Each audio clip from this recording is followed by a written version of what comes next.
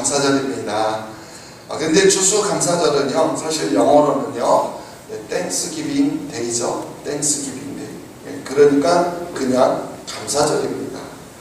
교회력으로는 여러 번 말씀드렸습니다만, 감사절이 마지막 절기이죠.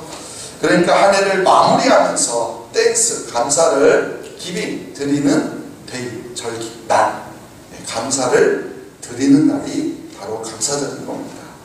자, 그럼 우리는 누구에게 감사를 드려야 할까요? 물론 가장 먼저 우리가 하나님께 감사를 드려야 될 줄로 믿습니다. 아멘. 우리를 지금까지 여기까지 도우시고 인도하여 주신 에베네셀의 하나님께 감사하며 나아가는 우리 모두가 되기를 간절히 소망합니다. 아멘. 그 다음에 그러면 우리는 누구에게 감사해야 될까요? 다른 사람들에게도 감사해야 합니다. 가깝게는 부모와 형제, 또 가족들에게 감사해야 되고요. 또 우리 함께 신앙생활하는 우리 믿음의 식구들에게도 감사해야 되고요. 더 나아가서 우리와 더불어 함께 살아가는 이웃에게도 감사해야 합니다. 하나님의 사랑을 아는 자가 이웃을 사랑할 수 있는 것처럼 하나님께 감사할 줄 아는 자가 또한 이웃에게 감사하는 마음을 갖게 되는 것이고 또 이웃을 그래서 도울 수 있는 겁니다. 그래서 추수감사절에는 어려운 이웃과 나누는 일을 하게 되는 것이고요. 그래서 교회 중에서도요, 성탄절 헌금과 더불어서 이렇게 추수감사절 헌금은 이웃을 돕는 데 사용하는 교회들이 많이 있습니다. 그런데 우리가 감사해야 한다고 해서 정말로 감사하게 되는 것은 아닙니다. 혹시 마음 먹은 대로 일이 잘 풀린다면 모를까, 하루하루 힘겹게 살아가야 하는 그런 어려운 상황에서는 사실 우리가 감사하는 마음을 갖는 게 쉽지 않다라는 것이죠. 지금의 우리의 환경이나 상황들을 보면은 우리에게는요, 감사할 이유보다는 불평할 이유들이 더 많이 있어 보입니다. 그럼에도 불구하고요, 오늘 우리는 하나님께 최고의 감사를 드리기 위해서 바로 여기에 모였습니다. 아멘. 왜냐하면 감사는요, 하나님을 향한 우리 믿음의 표현이기 때문이에요. 하나님께 감사하는 사람이 곧 하나님을 믿는 사람입니다. 아멘. 그렇습니다.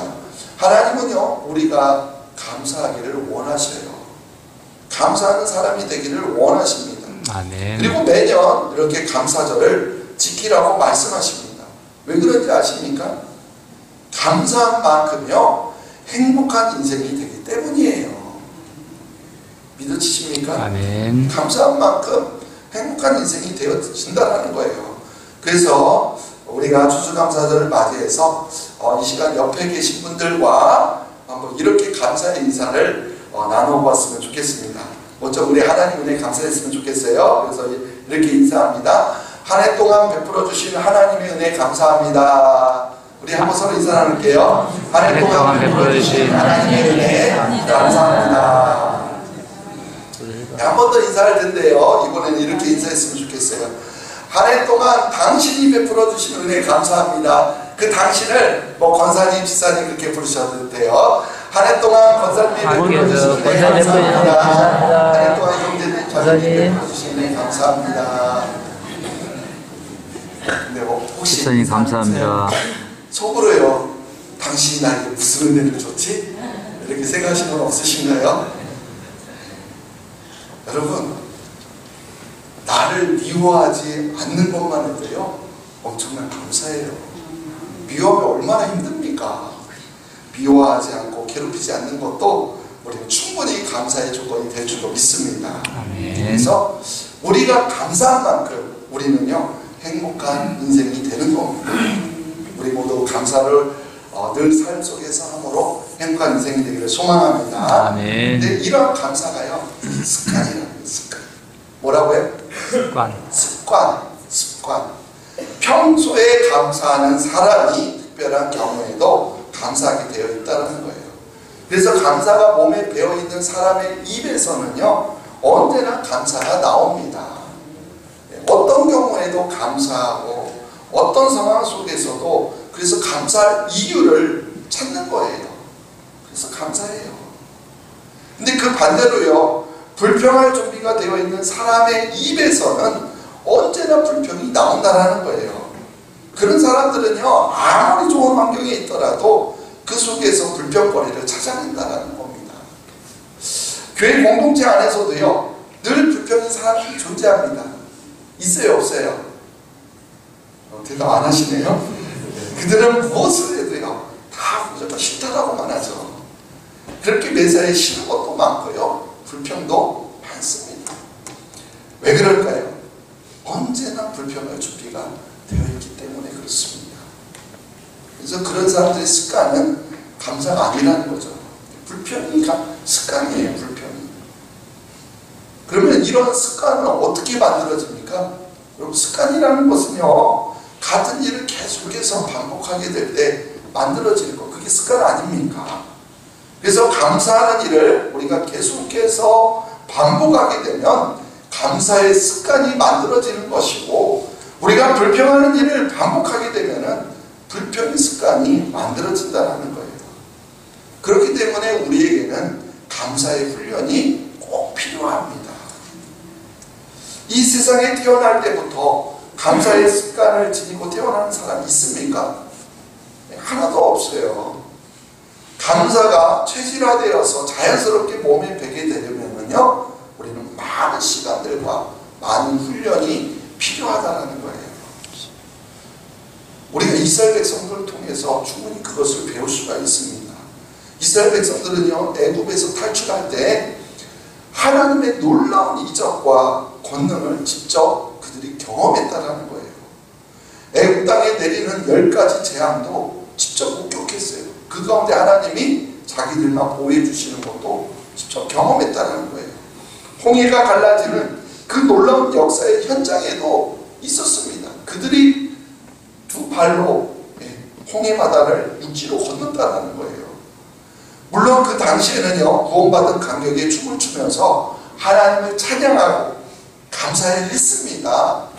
그런데 그것이 오래가지 못했다라는 거예요. 한번 출애굽기 15장 22절로 24절 말씀 읽어볼게요.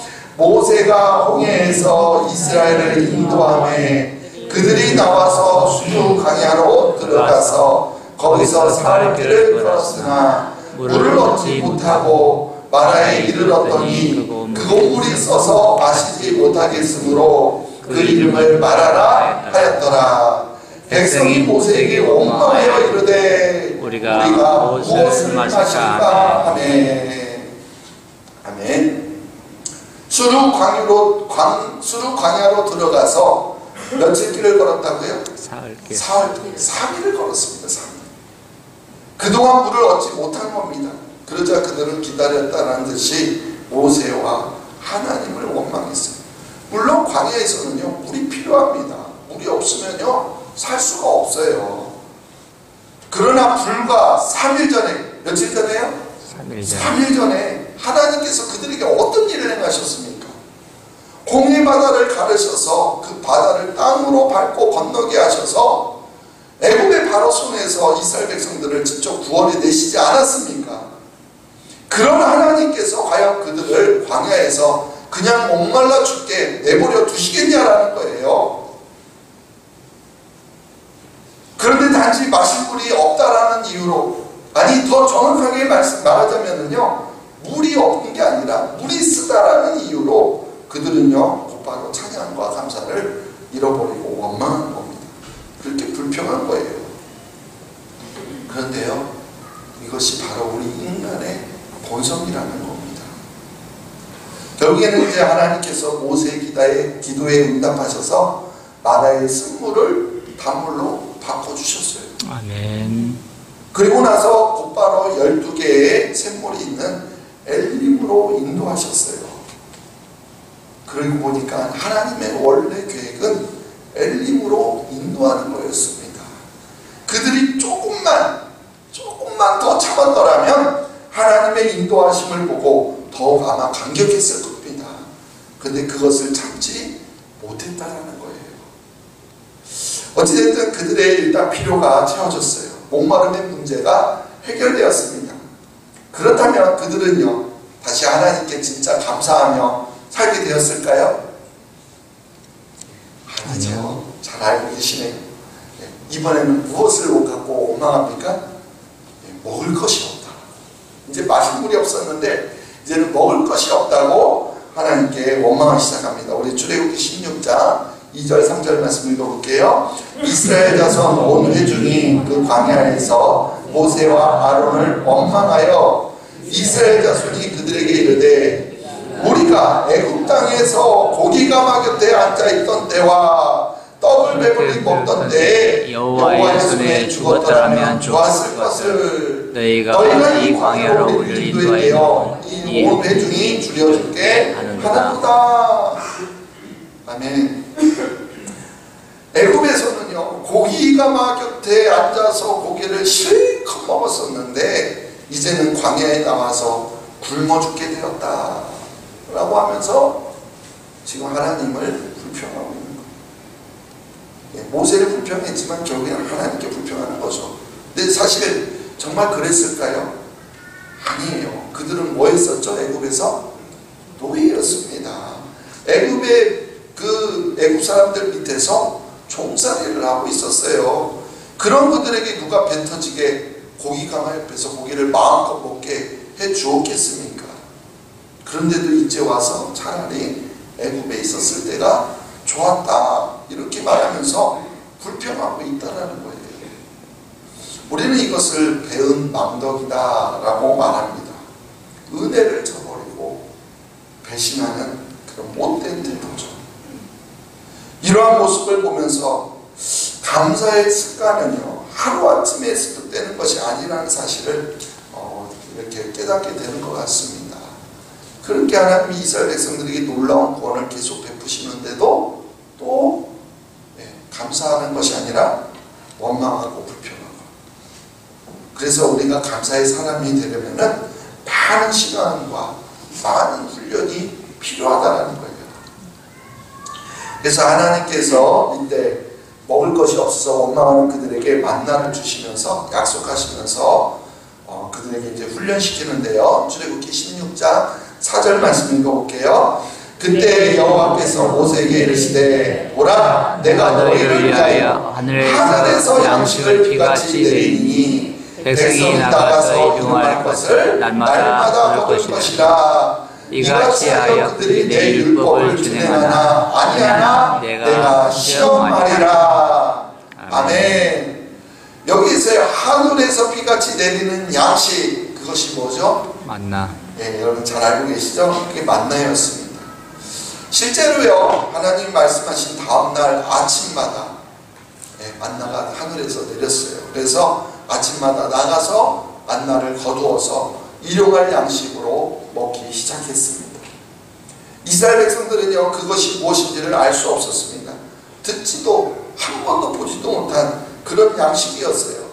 그래서 이것이 무엇이냐라는 뜻의 히브리어 만후에서 바로 만나라는 단어가 생긴 겁니다. 이때부터 먹기 시작한 만나는요 놀랍게도요 이스라엘 백성들이 광야 생활 40년을 마치고 가나안 땅에 들어갈 때까지 하루도 빼놓지 않고 매일 먹었다라는 사실입니다. 그들이 어디를 가든지 늘 만나가 따라왔습니다. 날이 덥든지 춥든지 늘 아침에 천막 밖으로 나가보면은 만나가 소복히 내려 있었습니다. 그들은 그것을 거두어다가 음식을 만들어 먹기만 하면 되는 거였어요. 여러분 이것이 기적 아닙니까? 이스라엘 백성들은 그만큼 매일 기적을 먹으며 살았다라는 거예요. 근데요 이제 하나님은 어떻게 훈련시키냐, 이 만나는요 한꺼번에 많이 거둘 수 있는 것이 아니었습니다. 하루에 먹을 만큼만 거두라라고 했어요. 근데요 욕심이 있잖아요 사람이. 그래서 더러는 많이 거두어서 몰래 숨겨둔 사람도 있었습니다. 그런데 그러한 만나는 벌레가 생겼고 냄새가 나서 결국 먹지 못하게 되었다는 것. 그리고요 안식일을 앞둔 여섯째 날, 안식일을 앞둔 여섯째 날에는 이틀치를 거둘 수 있게 했습니다. 근데 이틀치 거두면 신기하게는 그건 다음날에 상하지 않았어요. 그리고 안식일에는 나가봐야 만나를 거둘 수 없다라고 그러셨어요. 그런데도요, 굳이 나갔다가 헛땅치고 돌아오는 사람들도 있었다라는 거예요. 이런 일들을 통해서 하나님은요, 일용할 양식에 대해서 감사하는 훈련을 시키신 거예요. 그와 동시에 매일 하나님의 말씀에 순종하는 훈련을 시키셨습니다. 여러분, 그거예요. 하나님 말씀에 순종하는 사람들에게는 감사가 넘치게 되어 있습니다. 그러나 그 반대로 순종하지 않는 사람들에게는요, 불평거리가 차고 넘치게 되어 있어요. 결국에 감사하는 자들은 광야에서 살아남게 되었고, 불평하는 자들은요, 광야에서 모두 죽고 말았습니다. 이제 오늘 보면 신명기 8장 말씀을 보면은요, 모세가 이제 40년 광야 생활을 회상하면서 이스라엘 백성들에게 마지막으로 남긴 설교의 내용이에요. 여기에서 모세는 하나님께서 그 일용할 양식으로 만나를 주신 이유를 대해서 여기서 설명하고 있습니다. 왜 만나를 주셨는지 우리 신명기 8장 3절 같이 읽어볼게요. 너를 낮추시며 너를 줄이게 하시며 또 너도 알지 못하며 내 조상들도 알지 못하던 만나를 내게 먹이신 것은 사람이 떡으로만 사는 것이 아니요 여호와의 입에서 나오는 모든 말씀으로 사는 줄을 내가 알게 하려 하심이니라. 아멘. 여러분, 우리는 얼마나 많이 먹어야 하나님께 감사할 수 있게 될까요?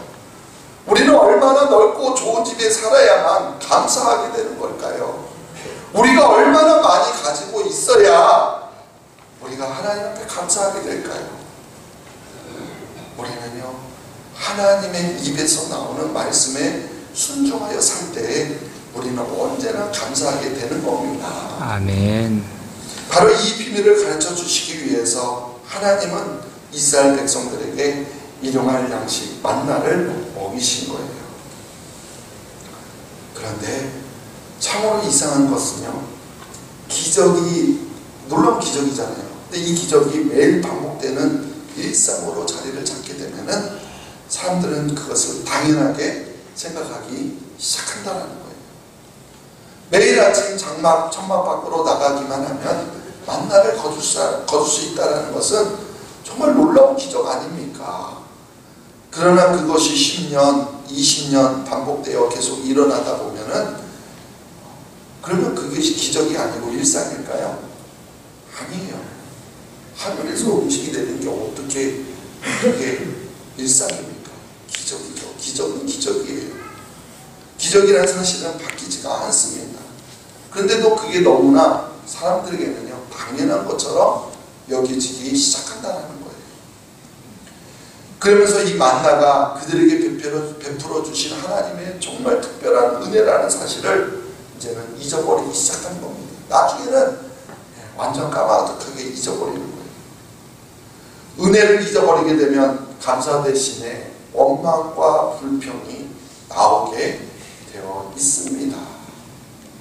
감사가 없는 자리에는 원망과 불평이 나올 수밖에 없어요. 실제로 그 이야기가 민수기 21장이 나오는데, 소위 우리가 알고 있는 불뱀 사건이죠. 한번 민수기 21장 5절 말씀 읽어볼게요. 백성이 하나님과 모세를 향하여 원망하여 어찌하여 우리를 애굽에서 인도했네요. 이 광야에서 죽게 하는가. 이곳에는 먹을 것도 없고 물도 없도다. 우리 마음이 이 하찮은 음식을 싫어하노라. 아멘. 이 부분은 이스라엘 백성들이 40년간의 광야 생활을 거의 마칠 때쯤이었어요. 지난 40년 동안 그들은요, 먹을 것도 없고 물도 없는 그 광야에서 죽지 않고 살아남았습니다. 그들이 매일 무엇을 먹으면서 살았을까요? 만나잖아요. 만나를 먹고 살았어요. 그런데 이제는요, 그 만나를 가리켜서 뭐라고 말합니까? 이 하찮은 음식을 싫어하노라. 하찮은 음식이라고 말하고 있어요. 여러분, 우리가 이 말씀을 읽으면서 어떻게 사람이 그럴 수 있느냐 이렇게 말할지 모르겠습니다. 사실은요, 우리도 그들과 별로 다르지 않다는 거예요. 기적이요, 일상이 되면 우리는요, 그것을 너무나 당연하게 생각한다는 거예요. 그래서 그 기적을 우리가 당연하게 생각하기 시작하면 우리 입에서는요, 감사가 점점 사라지게 되는 겁니다. 감사가 사라지면요, 그 자리에 당연하게 원망과 불평이 자리 잡게 되는 겁니다. 오늘 우리는 감사절을 지키고 있습니다. 이 감사절은요, 우리가 그동안 잊고 살았던 감사를 회복하는 절기입니다. 감사를 회복하려면요, 다른 것이 필요 없습니다. 하나님께서 매일 우리에게 주시는 은혜의 선물, 바로 이 만나를 우리가 기억해 내면 됩니다. 일상이 되어버린 기적들을 우리가 다시 되찾아서 그것에 대해서 다시 하나님께 감사하며 나아가면 되는 겁니다. 아멘. 여러분들은 인생이라는 광야를 지내면서 매일 어떤 만나를 거두고 계십니까? 여러분 어떤 만나를 거두고 계세요? 자녀들은요, 부모님의 희생과 헌신을 당연하게 생각하면 안 됩니다. 자녀들에게는요, 부모님이 만나예요. 부모님들은 자녀들이 여러분 곁에 있다는 것을 당연하게 생각하면 안 됩니다. 그들은 하나님께서 여러분들에게 주신 특별한 선물, 만나입니다. 그렇게 생각해 보면 우리가 감사하지 않을 것이 하나도 없어요. 모든 게 다 하나님 앞에 감사의 조건입니다. 아멘. 우리 가장 흔한 공기, 물조차도요, 사실 우리가 하루만 없어도 살 수 없는 것이 우리 인간 아닙니까? 너무나 흔하고 당연하게 여긴다는 거예요. 사랑하는 성도 여러분, 하나님은요, 우리가 감사하는 사람이 되기를 기대하십니다. 아멘. 매일 반복되는 만나의 기적에 그걸 당연하게 여기는 것이 아니라 감사하는 사람이 되기를 원하신다는 거예요. 아멘. 그래서 하나님께서는 감사하는 사람에게 더 많은 은혜와 더 큰 복을 준비해 놓고 계십니다. 그 모든 복을 받아 누리며 살아가는 저와 여러분들 되시기를 간절히 주님의 이름으로 축원합니다. 아멘.